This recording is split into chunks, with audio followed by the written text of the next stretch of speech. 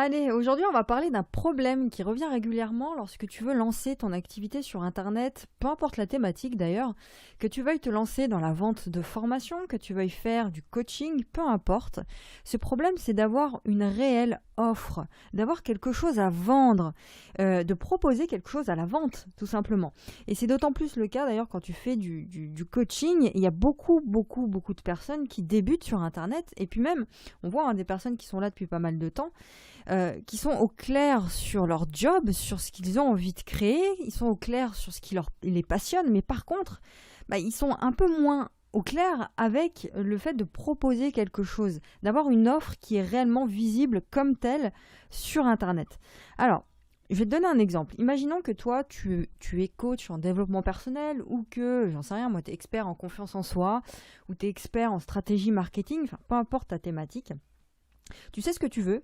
Encore une fois, tu es au clair sur ce job-là, tu es au clair sur le fait que ça te passionne, que c'est ton truc, si tu veux, tu as une expérience forte là-dessus et que tu as envie de partager ça.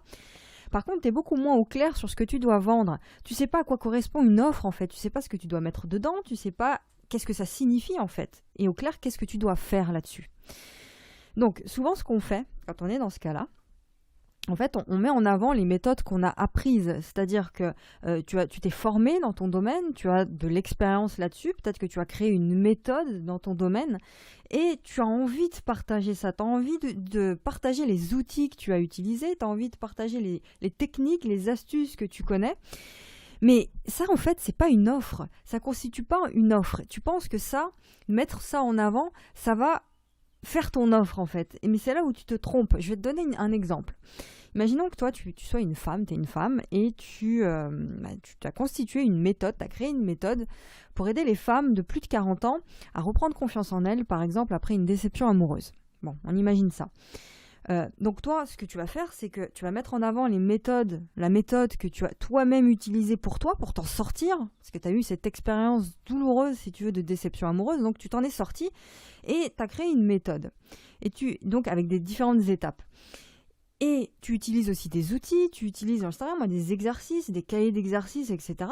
Et tu te dis que ton offre, tu penses que le fait de parler de ça, de mettre en avant tout ça, ça constitue ton offre. Et c'est une erreur, ça, de faire ça. Je vais donner un autre exemple qui peut être encore plus parlant pour toi. Imaginons que tu veux aider les gens, les personnes à monter une activité sur Internet. Donc tu as appris, tu t'es formé beaucoup depuis des années, tu as appris des techniques marketing, tu as appris à utiliser des outils, des logiciels, tu as appris à créer un site Internet par exemple avec WordPress, j'en sais rien. Et donc tu te dis que ton offre, c'est ça.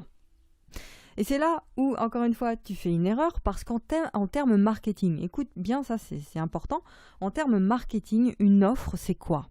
Une offre, une offre, c'est une promesse et un prix. Une offre, c'est une promesse et un tarif. C'est une promesse de transformation. C'est ça une offre. Une offre, c'est une transformation. C'est pas uniquement une série d'outils, une série de techniques, une série de stratégies. C'est une offre de transformation, c'est-à-dire que tu promets à ton futur client de passer du point A où il est aujourd'hui au point B où il sera demain. Donc le point A, c'est quoi? C'est là où il a tous ses problèmes, ses frustrations, ses inquiétudes, j'en sais rien moi, ses doutes, son besoin. Et le point B, c'est là où il n'a plus tout ça. C'est là où il est libéré de tout ça, où il a réglé son problème, où il se sent beaucoup plus libre. C'est là où il est transformé. Et c'est ton travail, ça, de faire ça. Et donc, entre le point A et le point B, il y a une série d'étapes. Il y a un fossé si tu veux, et toi, tu es là pour combler ce fossé-là avec des étapes. Et pendant ton accompagnement, tu vas faire passer ton client dans ces différentes étapes-là. Donc, ton offre à toi, pour résumer, c'est tu es là pour résoudre un problème. C'est le fait de résoudre un problème. C'est le fait de régler un besoin. C'est le fait d'amener une transformation. C'est le fait d'ouvrir une porte. Ok ? Ton travail avec ton offre, c'est d'accompagner ton client à passer du point A, où il est aujourd'hui, au point B, où il désire être demain, dans 3 mois, dans 6 mois, dans 1 an. Lorsque tu es sur le point de créer ton offre, c'est d'identifier ce chemin-là entre le point A et le point B. De l'identifier, de le mettre en avant et d'en parler tous les jours dans ce que tu crées. C'est quoi? C'est la frustration, c'est le désir, c'est le problème, c'est tout ça que tu dois mettre en avant. Pourquoi? Parce que tu l'as identifié chez ton client, tu as fait tout un travail en amont. Tu sais, tout le travail de comprendre son avatar, de comprendre son client idéal. Tu as identifié tout ça. Tu as compris le quotidien de ton client. Tu sais quel est son problème profond, tu sais de quoi il a besoin besoin en fait pour régler ces frustrations-là. Donc dans tes podcasts, dans tes vidéos, dans tes emails, dans tes articles, tu vas parler de tout ça. Tu vas mettre en avant le quoi, tu vas mettre en avant le pourquoi. Pourquoi c'est important pour ton client de régler son problème. Pourquoi c'est important pour lui d'en arriver à faire cette transformation dans sa vie. C'est ça une offre. C'est bel et bien, c'est l'emballage si tu veux. C'est ce qui donne envie de se projeter avec toi. Ensuite, le comment. D'accord, c'est les méthodes, les techniques, les outils. Et ça, vous le voyez pendant l'accompagnement. C'est pas un truc que tu dois mettre en avant. C'est pas les aspects techniques que tu mets en avant. Ça, c'est voilà. Donc, tu vois, donc je terminerai avec ça. Évidemment, encore une fois, pour faire ça, eh bien, tu dois connaître ton client idéal. Tu dois savoir vraiment quelle est cette personne, mais pas uniquement où est-ce qu'elle habite. Souvent, on se prend la tête lorsqu'on est en train de faire le portrait robot de son client, son avatar client. Si tu veux, on se prend la tête sur les données démographiques, sur le métier précis de son client, sur tous ces trucs-là, en fait. Ok, c'est bien de savoir ça, mais le plus important, c'est de comprendre le problème, c'est d'identifier le problème idéal de ton client, le besoin idéal, la frustration principale de ton client. Faut que ce besoin-là que tu as identifié soit urgent pour lui d'être réglé, soit reconnu pour lui et encore une fois soit profond. Il faut que ce problème soit profond, urgent à régler et identifié par lui. C'est-à-dire qu'il doit être conscient de son problème, ça doit être reconnu par lui. Une fois que tu as fait ça, tu mets en avant les raisons pour lesquelles ton travail, ton offre va lui permettre de régler son problème. Tu es là pour apporter la solution à ça. D'accord ? Regarde, un exemple concret pour vraiment te faire comprendre à quoi correspond une offre. Imaginons que toi, ton rêve, alors c'est un exemple un peu perché, un peu gros, pour vraiment te faire comprendre le truc. Imaginons que ton rêve le plus puissant dans ta vie, tu as le plus grand rêve, c'est d'aller dans l'espace. Tu rêves de faire ça. Imaginons qu'il y a une nouvelle entreprise mondiale qui vient de se créer et qui propose à ses clients un voyage dans l'espace. Donc toi, tu es comme un fou et tout. Est-ce que tu penses que cette entreprise, pour te vendre son voyage dans l'espace, elle va mettre en avant tous les aspects techniques en fait de la construction de la fusée? Est-ce que tu penses que ça, t'en as quelque chose à faire de savoir où est-ce qu'a été construit le moteur, où est-ce que les sièges où ont été construits, les sièges qui vont te permettre de dormir, où est-ce qu'ils ont été construits? Est-ce que tu penses que ça t'intéresse de savoir le tissu, le nom du tissu, le nom des matériaux? Non, tu t'en fous de ça. Eux, ce qu'ils vont mettre en avant, c'est l'expérience que tu vas vivre. C'est ça qu'ils vont mettre en avant. Ils vont te faire rêver, c'est-à-dire qu'ils vont t'expliquer tout ce que tu vas voir quand tu seras là-bas dans l'espace, ils vont t'expliquer tout ce que tu vas vivre, tout ce que tu vas entendre, et surtout, ils vont mettre en avant l'expérience que tu vas vivre. C'est ça qu'ils vont mettre en avant. C'est ça qui te fait rêver, toi.